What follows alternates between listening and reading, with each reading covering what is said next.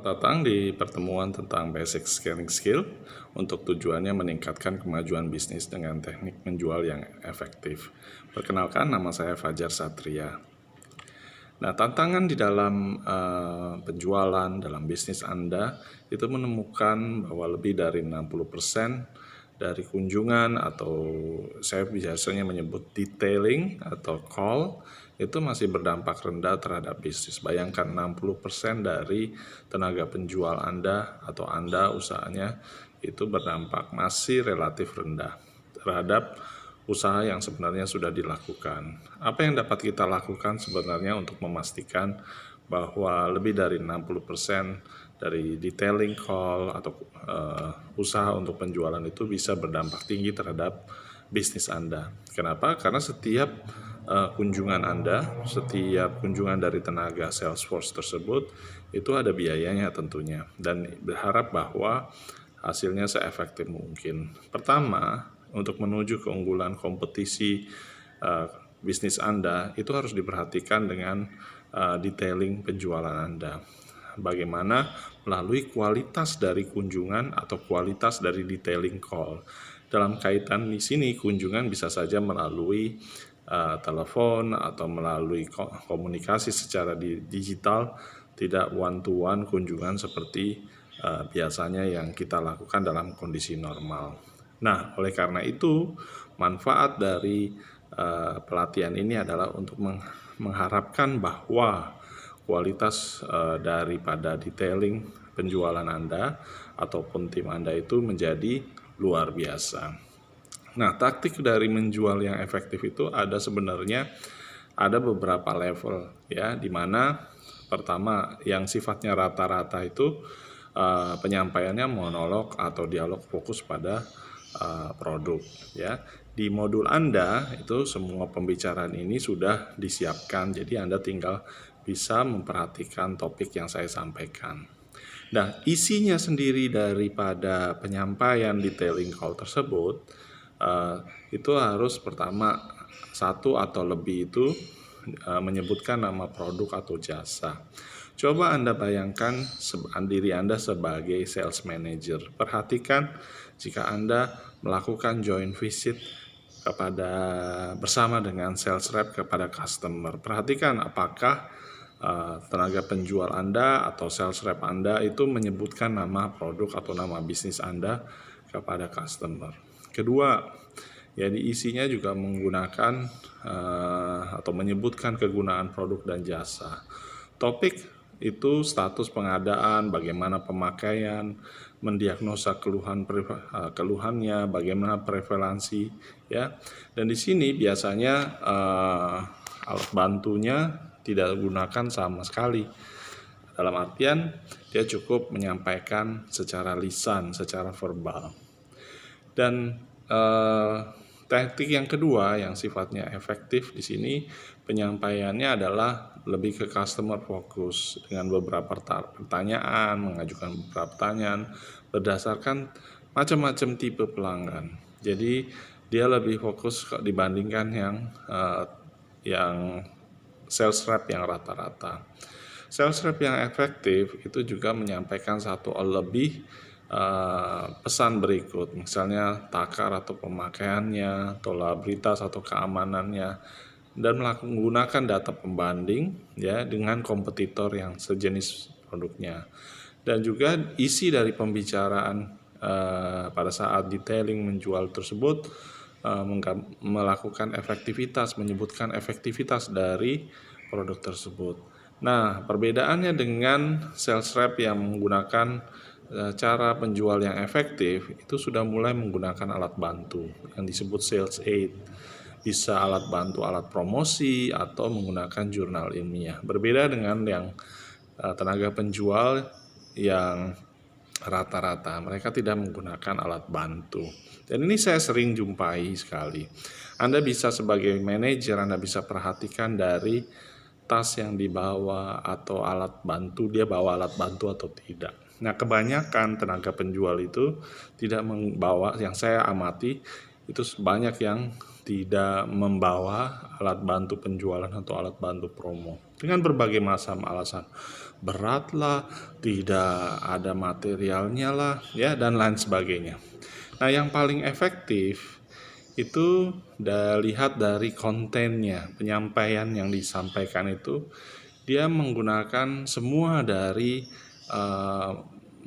materi seperti takaran, pemakaian, tolerabilitas, keamanan dari produk, data pembanding, dan efektivitas.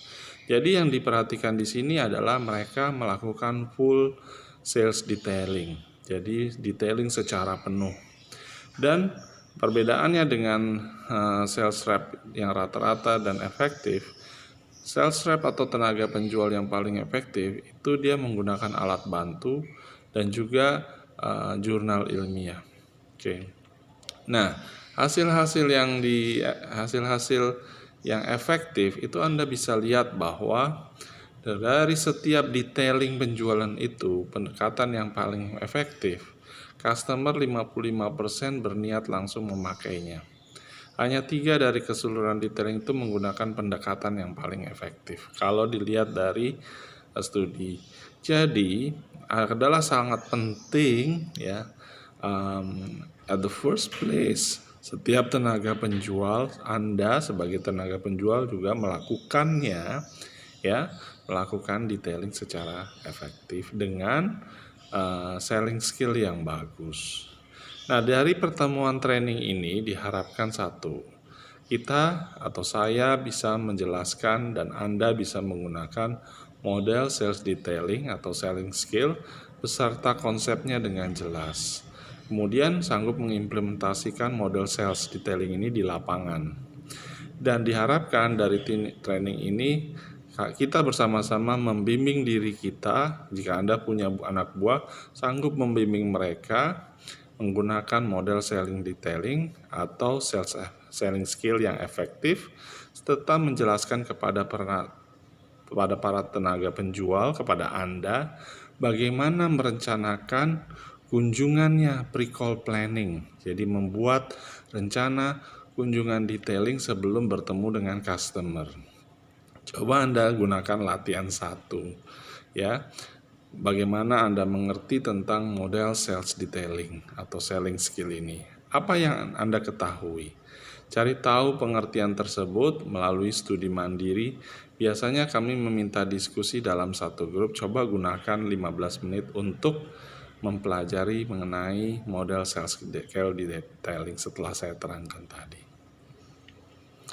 Nah, model sales detailing itu terdiri di dalam modul itu terdiri dari sales steps atau selling step atau step-step selling skill, langkah-langkah penjualan. Nah, di sini Anda akan digunakan strategi respon Anda untuk meningkatkan sebenarnya standar kualitas penjualan Anda. Pada umumnya sebagian besar orang itu adalah seorang salesman, ya. Nah, masalahnya Anda menggunakan sales step atau langkah-langkah selling yang efektif atau tidak. Nah, apa yang ditekankan di dalam konsep utama bisnis ini adalah satu, itu sanggup menjawab yang namanya KMB. Kapan bisnis Anda harus digunakan? Mengapa orang perlu menggunakan bisnis Anda? Bagaimana bisnis tersebut bisa bermanfaat untuk orang? Itulah 3 pertanyaan yang harus Anda tekankan supaya Anda bisa mempromosikan produk Anda sehingga dipakai oleh customer, yaitu dengan menjawab pertanyaan-pertanyaan tersebut dari sudut pandang customer. Kemudian konsep bisnis itu ada tangga ikatan merek atau yang biasa disebut brand bonding ladder. Dari mana tingkat pemahaman customer pada level mana tingkat customer itu memahami tentang produk Anda yang pada intinya bisa menggunakan dan bahkan dia bisa merekomendasikan produk tersebut kepada rekan atau kolega atau kawan-kawan mereka. Ya, lebih lanjut nanti saya akan ceritakan lebih detail. Terus apa yang dimaksud dengan total praktek detailing dan bagaimana kita menjual dengan bergairah, ya. Model-model sales detailing itu lebih customer focus dan sifatnya two dimensional antara customer dengan dengan Anda, ya. Itu menggunakan 6 langkah sederhana yang dilihat pada lingkaran 6 langkah sederhana, dan menggunakan 6 taktik berdampak tinggi, yaitu efektivitasnya bagaimana sih, kemanjuran atau manfaat dari produk itu bagaimana sih, efektif enggak, ya. Atau kalau Anda menggunakan produk misalnya suplemen, manjur enggak, ya. Terus bagaimana cara pemakaiannya, ya. Sering orang tidak diberikan, customer tidak diberitahu cara pemakaiannya, ya. Akibatnya apa, ya? Customer hanya memakai separuh dari yang diharapkan. Kalau separuh, maka penjualan juga akan separuh. Karena itu Anda harus menyampaikan bagaimana cara pemakaiannya, ya. Terus bagaimana keamanan produknya, ya, atau disebut tolerabilitas. Ada nggak data pembanding? Data pembanding ini sifatnya saintifik, ya. Gunakan jurnal ilmiah yang disetujui oleh perusahaan Anda. Banyak sales rep yang tidak menggunakan atau menggunakan bukti ilmiah yang tidak disetujui oleh perusahaan atau yang disebut off label. Dia bisa cari di Google, semua sekarang data bisa dicari di Google, sehingga mereka sendiri-sendiri, dan itu terjadi di dalam praktek. Dan menggunakan materi promosi atau sales aid. Nah, jadi harus diperhatikan bagaimana Anda ataupun tim Anda melakukan proses atau step-step yang seragam, ya. Bayangkan kalau Anda punya ratusan sales rep, Anda harus mengatur semua itu, melatih semua itu, sehingga setiap orang dari ratusan pekerja Anda, sales rep Anda, melakukan hal yang sesuai dengan harapan Anda. Konsep utama dalam sales model detailing juga disampaikan di dalam modul tersebut, ya, yaitu 1 KMB atau kapan, mengapa, dan bagaimana produk atau bisnis Anda serta jasa Anda itu bisa menjawab kebutuhan konsumen. Terus ada 2, yaitu tangga ikatan merek atau brand bonding ladder. 3, mempraktekkan detailing, ya. Dan 4 adalah menjual dengan passion, dengan gairah, jadi dengan bersemangat, ya. Apalagi di masa pandemi COVID ini, Anda harus tetap bersemangat menjual produk dan bisnis Anda, sehingga konsumen tetap percaya dan menggunakan produk Anda, ya. Tanyakan pada diri Anda, ya, kapan customer sebaiknya memakai atau menggunakan produk atau jasa Anda, ya. Mengapa customer sebaiknya memakai produk atau jasa Anda ketimbang produk yang lain yang sudah beredar lebih dulu, atau produk lain yang misalnya terlihat lebih berkualitas dari produk Anda. Dan pertanyaan yang ketiga adalah bagaimana sebaiknya customer memakai produk atau jasa Anda digunakan. Nah, di dalam modul itu diceritakan sekilas tentang tangga ikatan merek. Bagaimana merubah perspektif customer dari yang bukan pemakai menjadi pemakai atau customer yang loyal terhadap produk atau jasa Anda, ya. Di sini di tingkat tangga awal itu nomor 1, customer memperlihatkan ketertarikannya sudah mulai. Dia tertarik untuk memakai jasa, memakai produk Anda, tetapi nggak melakukannya, nggak melakukan pembeliannya. Nah, di tahap tangga yang berikutnya, pencoba pemakai belum memakai secara rutin, ya. Dia bisa pada sampai 2 atau 10 pelanggan. Mungkin ada beberapa tanda perkembangan kepercayaan pada produk atau jasa Anda. Di level tangga yang keempat, customer itu udah otomatis memakai produk. Enak bukan? Kalau customer sudah otomatis, pilihannya udah terbaik pada sebagian besar pelanggan, misalnya 50% dari target segmen Anda, pelanggannya sudah masuk di dalam ikatan produk dan jasa Anda, ya. Sehingga otomatis mereka adalah repeat order yang berdampak sangat positif untuk bisnis Anda. Nah, ini menyangkut pada kepercayaan customer dan juga perilaku customer di setiap level atau setiap tangga tadi. Coba Anda perhatikan satu persatu bagaimana tahap tangga ikatan merek ini kepercayaan dan perilaku konsumen, ya. Disediakan di dalam modul Anda. Semakin tinggi, maka semakin bagus tangganya. Namun perlu proses, dan itu perlu skill selling atau detailing yang baik, yang efektif.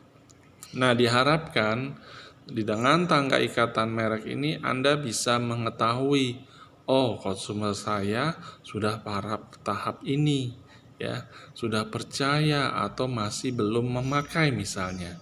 Bagaimana perilakunya, ya, dan bagaimana taktiknya untuk setiap tangga tersebut. Menggunakan review, alat bantu penjualan, dia harus memperluas pemakaian pada lebih banyak pelanggan dalam segmen tertentu. Ya, bangunlah keyakinan dengan bukti ilmiah untuk memperluas pemakaian. Ya, komunikasikan pesan penjualan yang utama melalui edukasi dan melalui suatu gambaran pelanggan yang spesifik. Ya, tingkatkan pengetahuan customer tentang produk. Ada news story yang disampaikan kepada Anda. Ya. Nah, kita masuk sekarang pada topik praktek detailing secara total. Mengapa itu penting? Ya, kenapa? Karena pengetahuan tentang detailing ini berarti Anda sungguh-sungguh mengetahui pengetahuan tentang profil customer. Profil itu gambaran customer Anda secara seutuhnya. Perlakukan semua pelanggan harus secara profesional dan Anda diharapkan asertif, ya. Ketahui keunggulan atau pribadinya bisnis, apalagi kalau customernya yang premium, yang Anda harus ketahui one to one customernya. Dan juga pengetahuan tentang sekitar atau di lingkungan sekitar customer tadi. Menjual dengan passion, ya. Intinya apa? Satu, Anda bisa sanggup mengkomunikasikan inti produk atau merek bisnis Anda secara konsisten. Sampaikan suatu cerita yang memberi dorongan customer untuk mencoba setiap waktu. Misalnya pengalaman Anda atau pengalaman customer Anda setelah menggunakan produk atau bisnis Anda. Cocokkan pesan merek dan bisnis Anda pada kebutuhan customer. Oh, misalnya customer A dia lebih tertarik kepada harganya yang lebih cost efektif karena customer sangat melihat dari aspek pricing ketimbang kualitas misalnya. Ada harga, ada barang. Nah, caranya Anda bisa melihat bahwa memang harga di produk Anda lebih mahal, ya, dibanding customer, tetapi kualitasnya bisa lebih baik dibandingkan pelanggan, ya. Demikian materi yang saya sampaikan pada bagian 1, ya. Semoga bermanfaat.